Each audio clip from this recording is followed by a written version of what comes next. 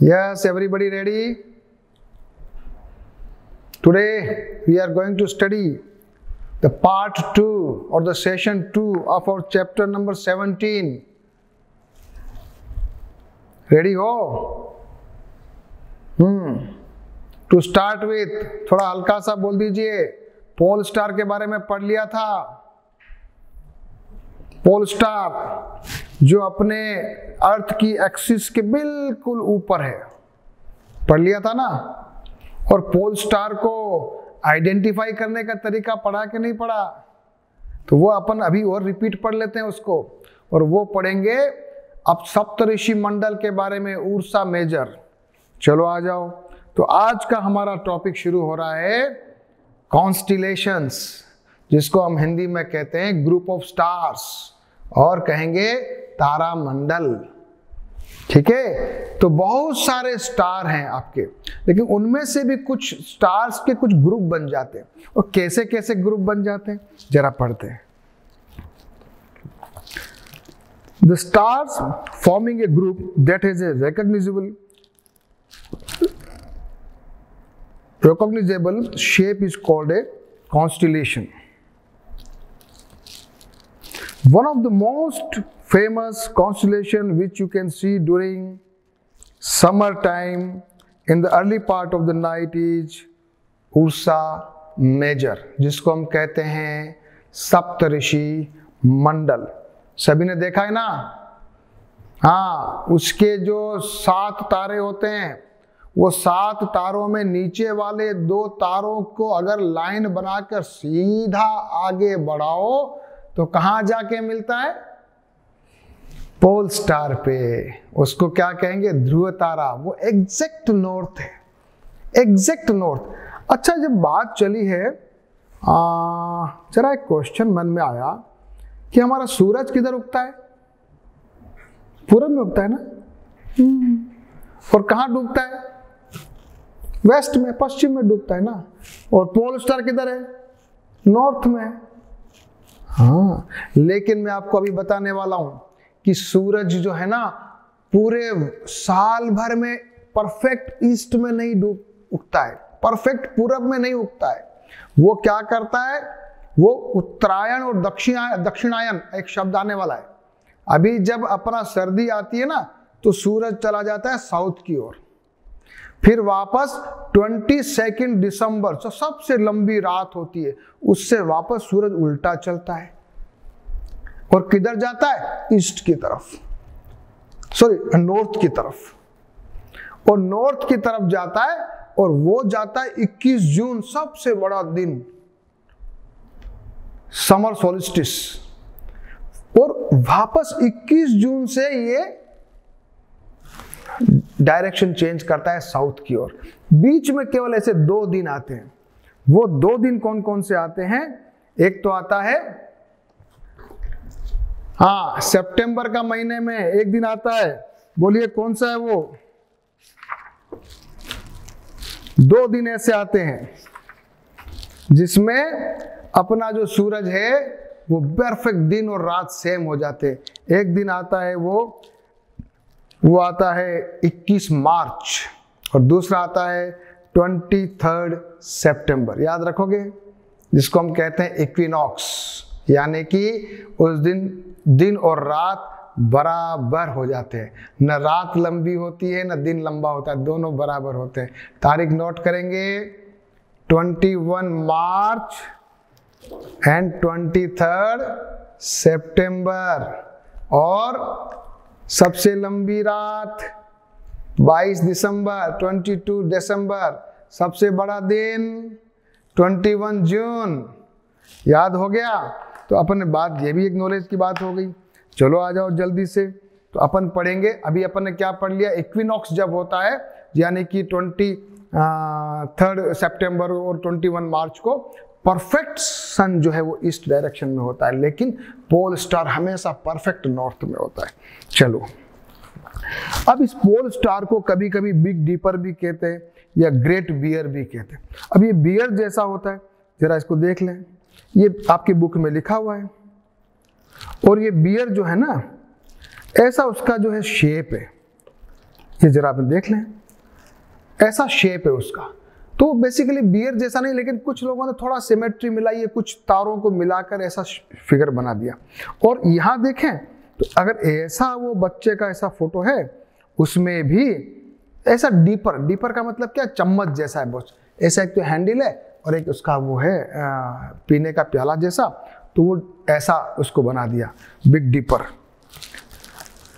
अब यहां से अपन चलते हैं कि अपने को पोल स्टार ढूंढना है। कहाँ?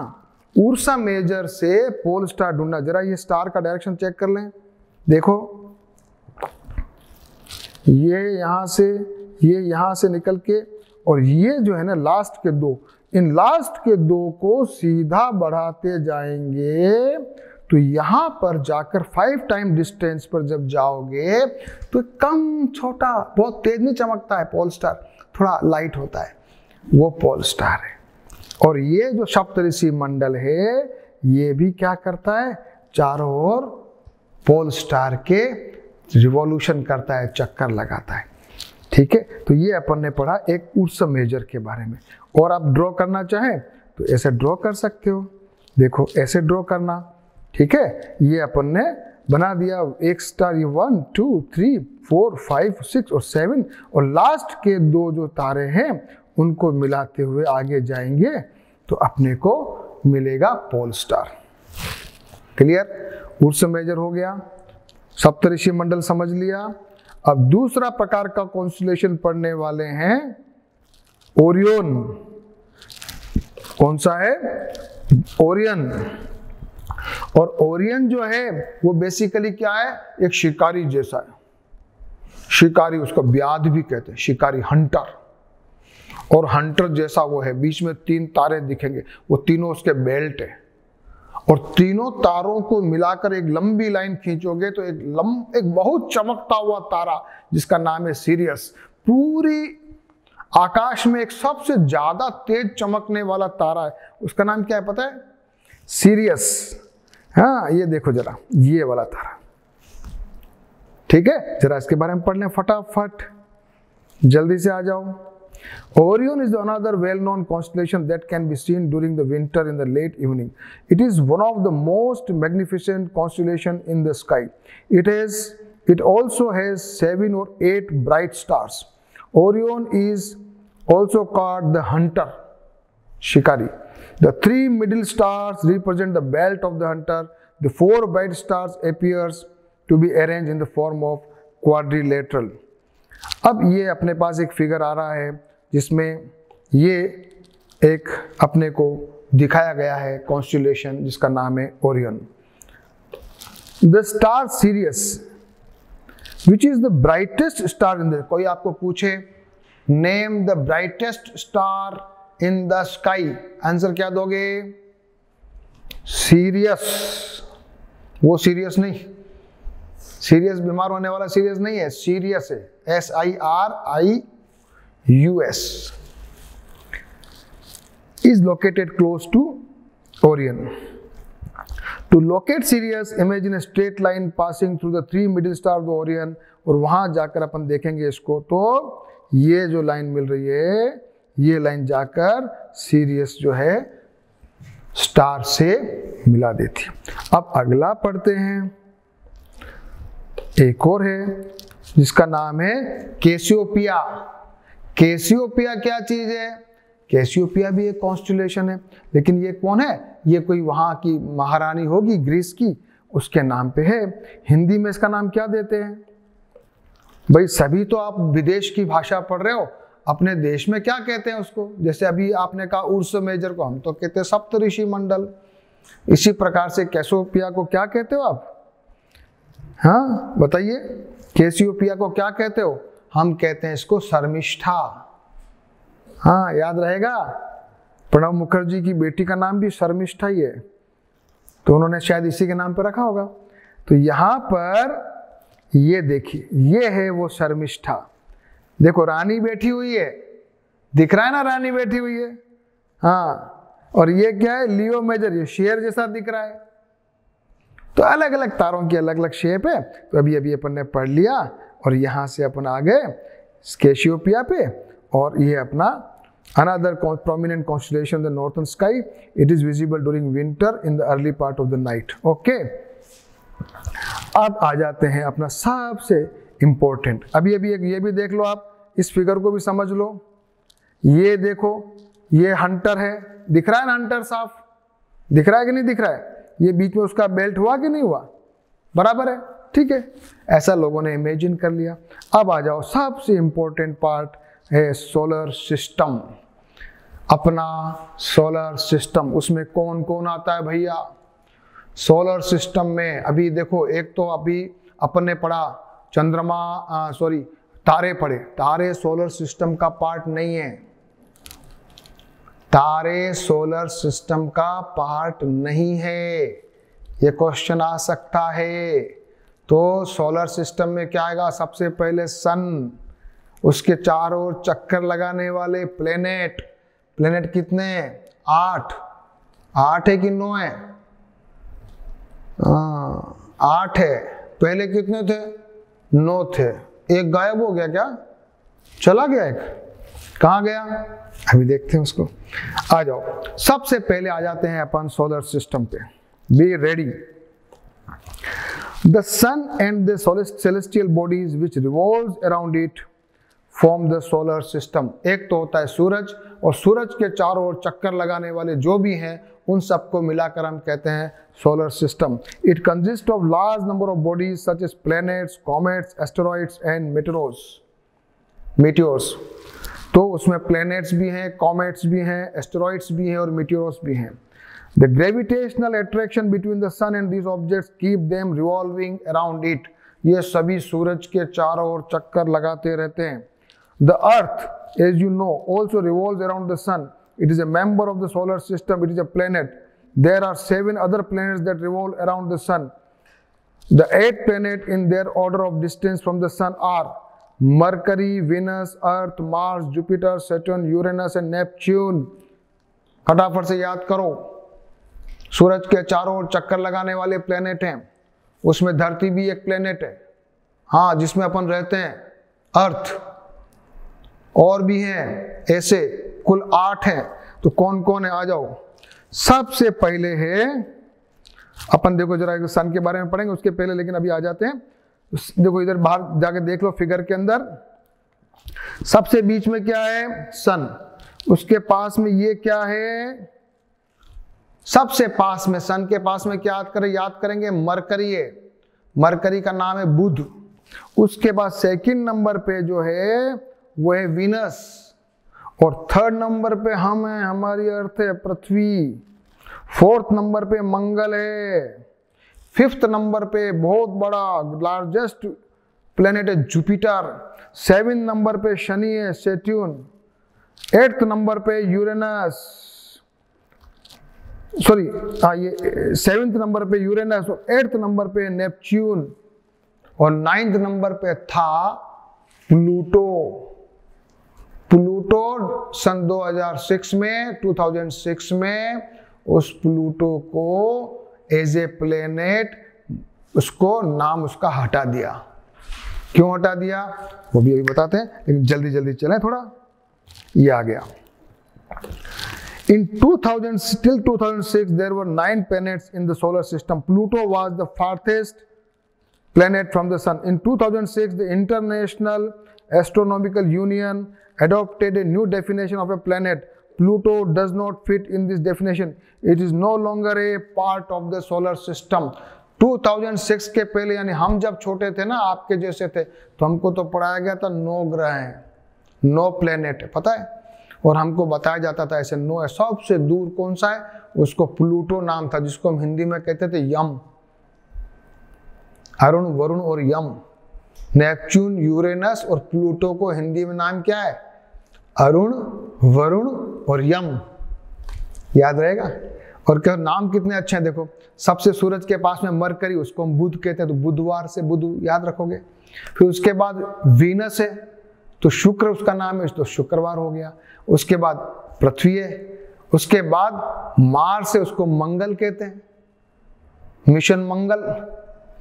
फिर मंगल के बाद आता है बृहस्पति यानी कि जुपिटर, और उसके बाद आता है शनि, बृहस्पतिवार भी होता है जिसको अपन गुरुवार कहते हैं, गुरु कहते हैं। फिर शनिवार है, और फिर जो है ये, और सूरज का खुद का है उसको रवि कहते हैं। हो गए। और सोम किसे कहते हैं भैया? चलो सब बता दो। सबके प्लेनेट के नाम आपने बता दिए, तो सोमवार में जो वार बना है वो सोम किसका है? नाम कौन बताएगा? सोमवार किसका वार है भाई? तो याद कर लें, सोमवार है चंद्रमा, चंद्रमा का नाम है सोम, याद रहेगा। चलो आ जाओ, अब आ जाओ अपने सन के बारे में पढ़ते हैं। सन, सूरज, सूरज हमको सबको मालूम है, सूरज तो हम जब देखते हैं। अब चंद्रमा छोटा मोटा होता है, सूरज तो नहीं होता ना कभी छोटा मोटा। हाँ, सूरज कभी छोटा मोटा नहीं होता है। वो सूरज है ना बहुत गर्म होता है, बहुत गर्म। अभी अभी अपन ने पहले वाले सेशन में पढ़ा था, सूरज की लाइट को धरती तक पहुंचने में 8 लाइट मिनट लगते हैं। 8 लाइट मिनट्स, यानी वहां पे सूरज की रोशनी निकली, उस रोशनी को, लाइट को धरती तक पहुंचने में 8 मिनट लगते हैं।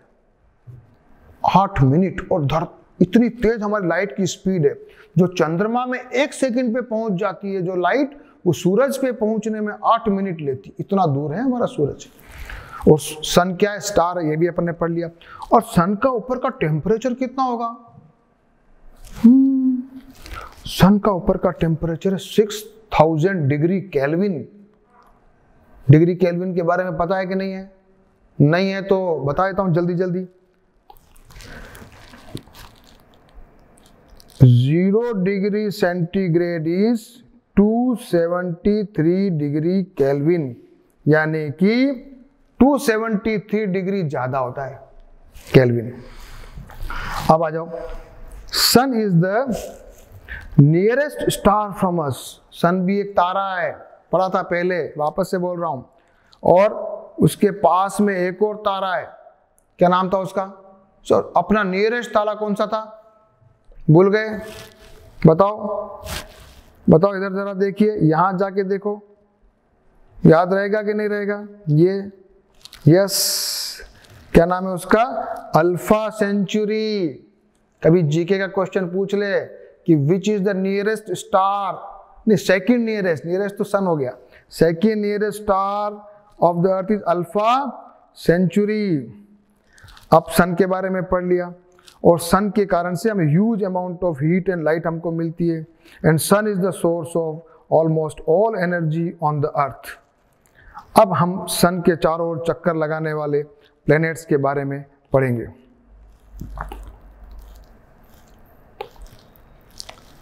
The planets look like stars, but they do not have the light of their own. क्या डिफरेंस है प्लैनेट्स में और स्टार में? क्या डिफरेंस है? प्लैनेट की खुद की लाइट नहीं होती है, और स्टार की अपनी खुद की लाइट होती है, नंबर 1। देन नंबर 2, प्लैनेट सूरज के चारों ओर चक्कर लगाते हैं, स्टार नहीं लगाते हैं, नंबर 2। नंबर 3, स्टार ट्विंकलिंग करते हैं, प्लैनेट्स ट्विंकलिंग नहीं करते हैं। चलो आ जाओ। दे merely reflect the sunlight that falls on them. ठीक है।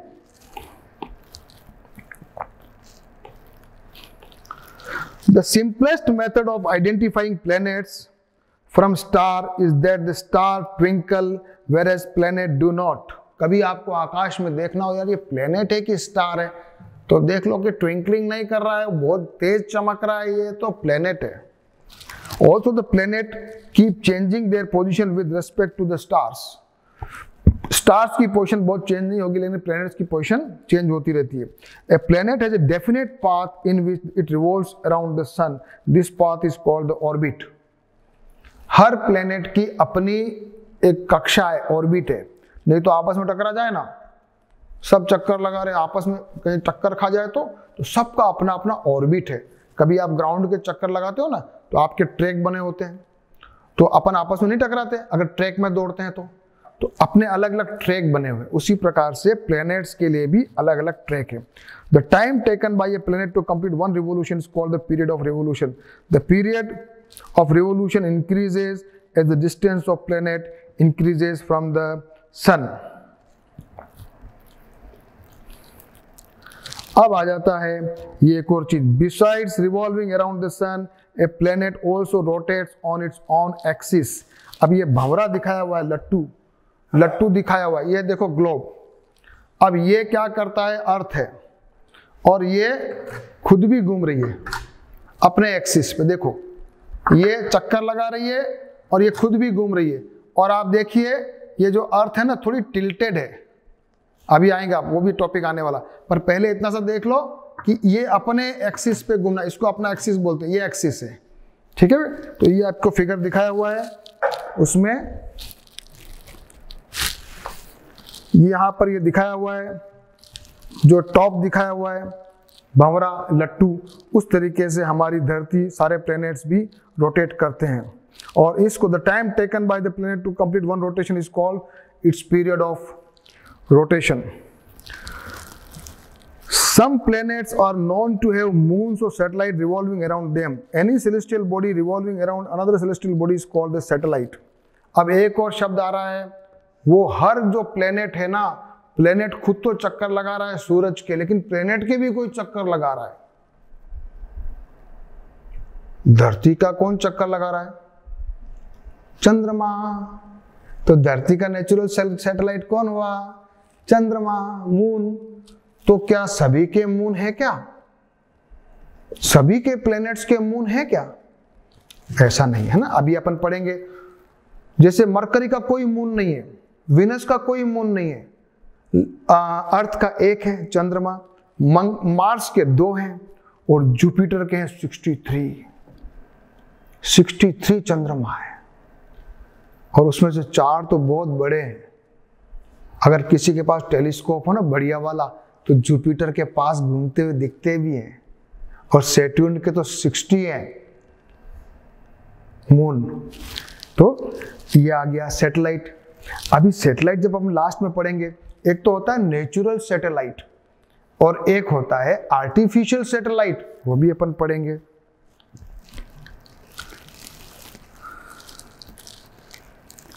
The Earth can be said to be a satellite to the sun.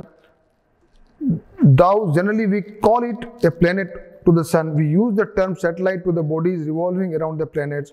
Moon is the satellite to the Earth. There are many man-made satellites revolving around the Earth, and these are called artificial satellites. अर्थ भी satellite है, सूरज का चक्कर लगा, पर अपन कहते नहीं, कहते क्या प्लेनेट है। अब सबसे पहले आ जाइए पहला नंबर का प्लेनेट, उसका नाम है मरकरी, उसको हम कहते हैं बुध, और उसके सूरज के सबसे पास है और सबसे छोटा है। तो कोई पूछे आपसे, the planet Mercury is nearest to the sun and it is the smallest planet of our solar system. तो क्वेश्चन का क्या आंसर हुआ? सबसे नियरेस्ट कौन है? आप कहेंगे मरकरी। सबसे छोटा कौन है? आप कहेंगे मरकरी। सबसे बड़ा कौन है? आप कहेंगे जुपिटर, ठीक है। और अभी एक क्वेश्चन आगे आएगा, वीनस आएगा, तो सबसे ब्राइटेस्ट कौन है? सबसे हॉटेस्ट कौन है? ये सारे क्वेश्चन का आंसर भी आगे आने वाला है। तो Mercury is the nearest to the sun, it is smallest planet of our solar system. Because Mercury is very close to the sun, it is very difficult to observe. In most of the time, it is hidden in the glare of the sun. However, it can be observed just before sunrise or just after sunset near the horizon. So, it is visible only at the places where trees and buildings do not obstruct the view of the horizon. Mercury has no satellite of their own. और Mercury का जो temperature है, वो मैंने क्या लिखा जरा देखें। जो दिन में तो टेम्परेचर होता है 400 डिग्री सेंटीग्रेड, 400। अगर अपने को 50 डिग्री हो जाए धरती पे, तो अपने को तो बहुत गर्मी लगती है। और रात में मरकरी का टेम्परेचर हो जाता है -200 डिग्री, बर्फ जमती है 0 डिग्री पे। अपनी धरती पे सबसे कम टेम्परेचर कहीं है तो वो है लगभग -87 डिग्री सेंटीग्रेड। इससे नीचे तो धरती में कहीं है ही नहीं। लेकिन वहां पे -200 है और अपन पढ़ेंगे आगे। तो धरती का टेम्परेचर कभी 400 डिग्री नहीं हुआ ना, क्यों नहीं हुआ वो भी अपन पढ़ेंगे, बहुत अच्छी चीज पढ़ेंगे। जल्दी जल्दी पढ़ लेते हैं, जल्दी जल्दी आ जाओ। तो और मरकरी जो है चक्कर लगाता है किसमें, 88 डेज में। एक पूरा चक्कर सूरज का लगाने में उसको लगता है मात्र 88 डेज, जबकि धरती को कितना लगता है, अर्थ को 365 डेज एंड 2.25 365 तो डे एंड 0.25 डेज, 365.25 ये अपना अर्थ का रिवोल्यूशन टाइम है। आ जाइए नेक्स्ट, वीनस। वीनस जिसको हम कहते हैं शुक्र। Venus is the earth nearest planetary neighbour and it is the brightest planet in the night sky. सबसे ज्यादा चमकने वाला स्टार प्लैनेट का नाम बताइए, वीनस। सबसे ज्यादा गर्म, हाईएस्ट टेम्परेचर वाला प्लैनेट बताइए, वीनस, 480 डिग्री।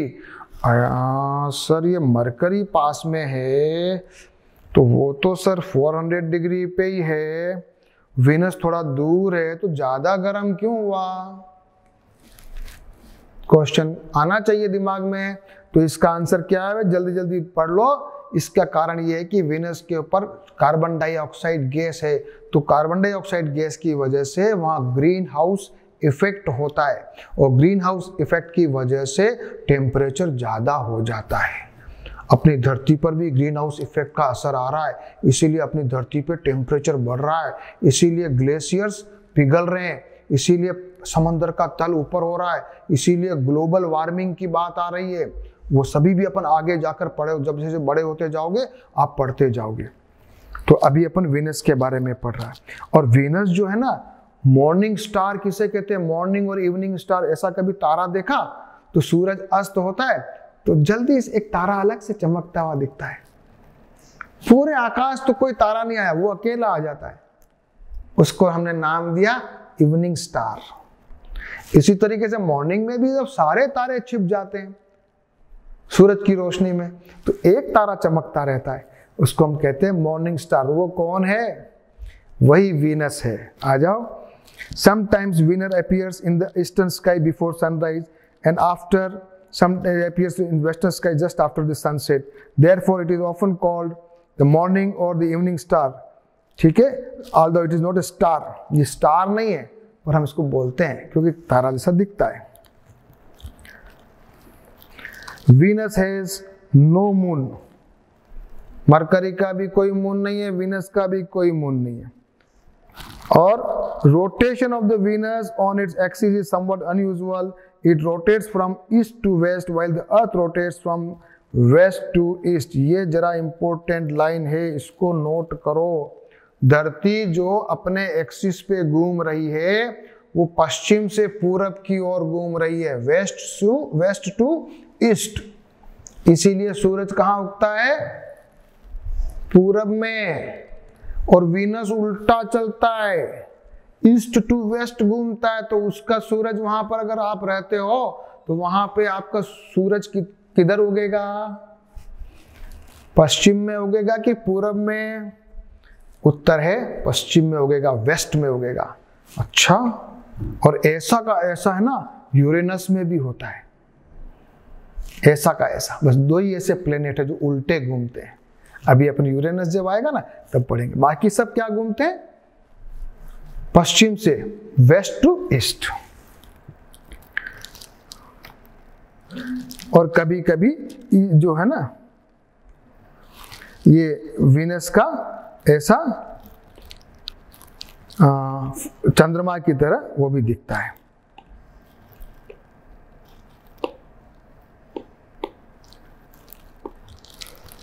अब आ जाओ अपनी अर्थ के बारे में पढ़ेंगे। द अर्थ, जहां पे हम रहते हैं। सबसे अर्थ का नंबर कौन सा हुआ? First number mercury, second number Venus, third number पे हमारी अर्थ, हमारी पृथ्वी, हमारी धरती। और सबसे पहले देखेंगे इसका रोटेशन टाइम, रिवॉल्यूशन टाइम क्या है, 365 डेज 0.25 डेज। और वीनस का क्या था, 225। तो जितना दूर होते जा रहे उतना रिवॉल्यूशन टाइम बढ़ रहा। क्यों? क्योंकि चक्कर लंबा हो गया ना भाई। और धरती जो है अपने एक्सिस पे घूमती है ना, गोल चक्कर मारती है, तो आप 24 घंटे का दिन होता है ना, 24 आवर्स। लेकिन एग्जैक्टली कोई पूछे आपको तो आप कहना 23 hours 56 second and 56 minute and 41 second. ऐसा धरती का रोटेशन का टाइम है। जल्दी से पढ़ोगे, आ जाओ।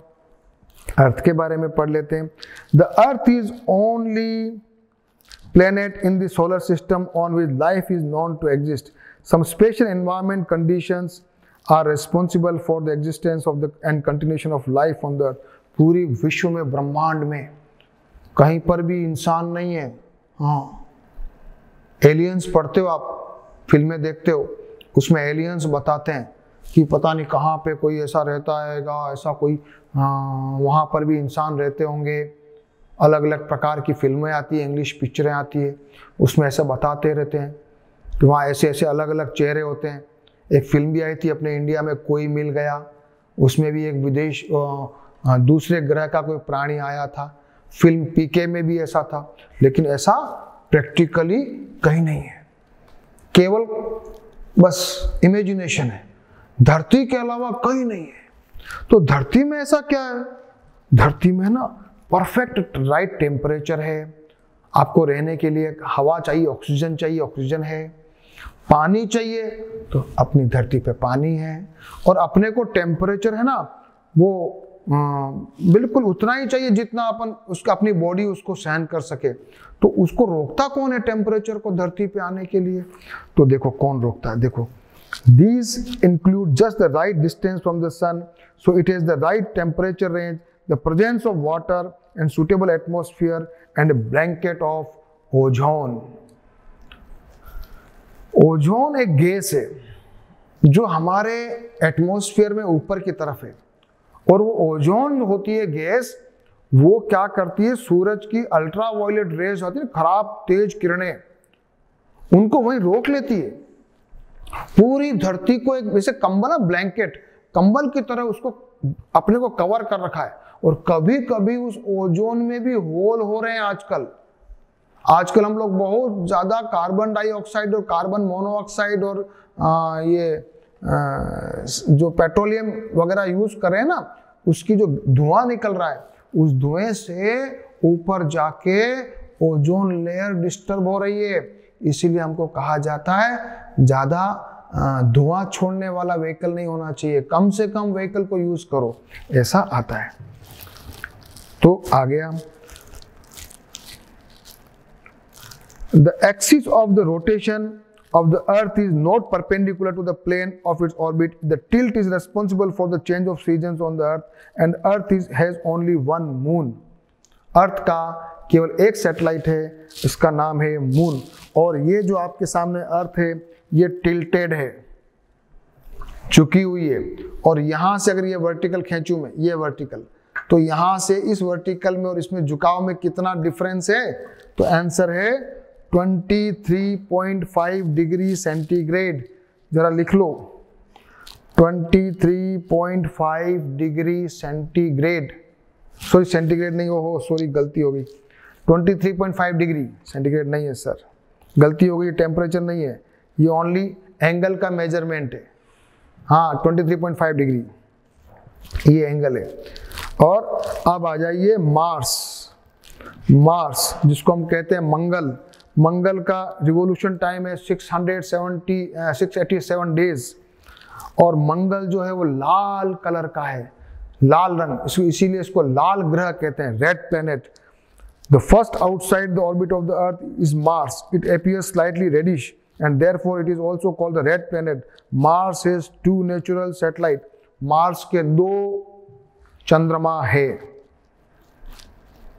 ठीक है, तो ये अभी तक अपन पहुंचे जो इनर पार्ट था, यानी सूरज के पास में जो प्लेनेट्स थे वो। और ये 4 प्लेनेट के बारे में जो अपन ने पढ़ा, मरकरी, वीनस, अर्थ और मार्स, ये चारों चट्टानें कठोर है, वहां पे आप खड़े हो सकते हो। पहाड़ है, चट्टान है, जमीन है, मिट्टी है, सब है। लेकिन इसके आगे जितने प्लेनेट आने वाले हैं, जुपिटर, सैटर्न, यूरेनस और नेपच्यून, वो धरती नहीं है, वहां जमीन नहीं है, वहां पहाड़ नहीं है, चट्टान नहीं है, वहां पे केवल गैस ही गैस है, केवल गैस से बना हुआ प्लेनेट है। अभी जो प्लेनेट आ रहे हैं वो सब आउटर प्लेनेट हैं और वो बहुत अलग हैं। अब आ रहा है पहला आउटर प्लेनेट, उसका नाम है जुपिटर। जुपिटर, जिसको हम कहते हैं हिंदी में बृहस्पति या गुरु, तो ये सबसे बड़ा है। कितना बड़ा है पता नहीं, बताओगे आप? Jupiter is the largest planet of the solar system. It is so large that about 1300 Earth can be placed inside this giant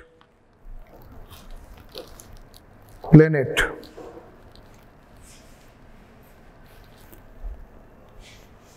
1300 धरती आ जाए, इतना बड़ा है, सबसे बड़ा है, बिगेस्ट। और the mass of the Jupiter is 318 times that of Earth, but it rotates very rapidly. अच्छा, इतना बड़ा प्लेनेट और रोटेशन उसका बहुत फास्ट। धरती जो है ना, एक रोटेशन करती है 24 घंटे में, 24 आवर्स, और जुपिटर 10 आवर्स में, 10 आवर्स में, यस, 9 hours 55 minutes। सूरज के चारों ओर तो उसको चक्कर लगाने में लगते हैं 12 साल, लेकिन खुद के एक्सिस पे घूमने में मात्र 10 घंटे। इतना तेज तूफान जैसा आता है उसके ऊपर, पूरा गैस का तूफान है। इसी कारण से उसमें अलग अलग लाल कलर और अलग अलग कलर्स उसमें नजर आते हैं, पूरा तूफान है। अब ये जरा मुझे क्वेश्चन आ रहा है कि सर इतना बड़ा कोई चीज घूमती होगी तो कितनी स्पीड रहती होगी? अर्थ भी तो बहुत तेज से घूमती होगी ना। तो अर्थ पे यदि अपन खड़े हैं सर, तो कितना तेज से घूमते हैं? तो आप जरा नोट कर लें, हमारा जो स्पीड है, हमारी जो हम जो खड़े हैं अभी अर्थ के ऊपर, हमारी रोटेशन स्पीड है 460 मीटर पर सेकेंड। 1 सेकेंड में आधा किलोमीटर हम भी चल रहे हैं। आपको पता चल रहा है? इतना तेज से अपन चल रहे हैं, 1 सेकेंड में आधा किलोमीटर।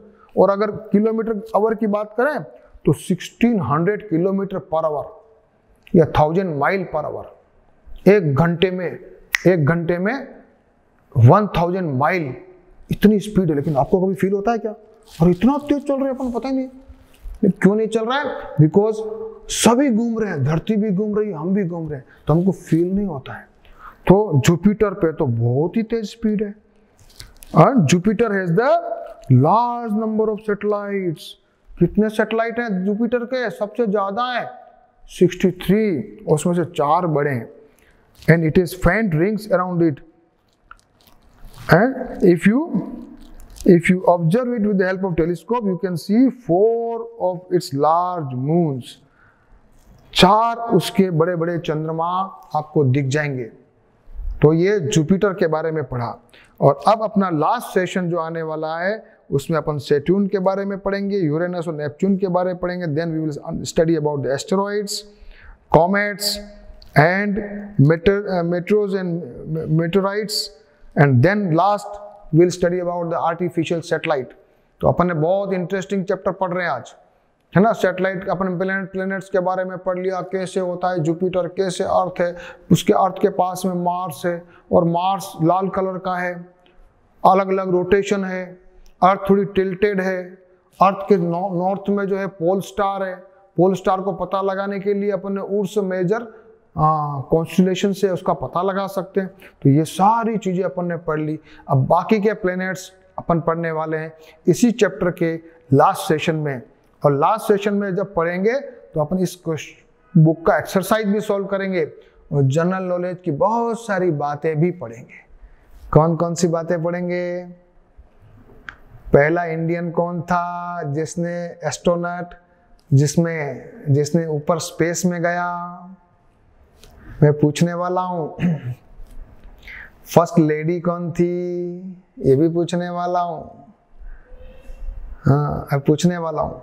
और बहुत सारे सिंपल बेसिक क्वेश्चन है जो अपने सोलर सिस्टम से, इस पूरी गैलेक्सी से, मिल्की वे से जुड़े हुए हैं, वो पूछेंगे। सो you should be ready for the session number 3 and the last session of this chapter. We'll meet again. Be ready, be prepared. Thank you.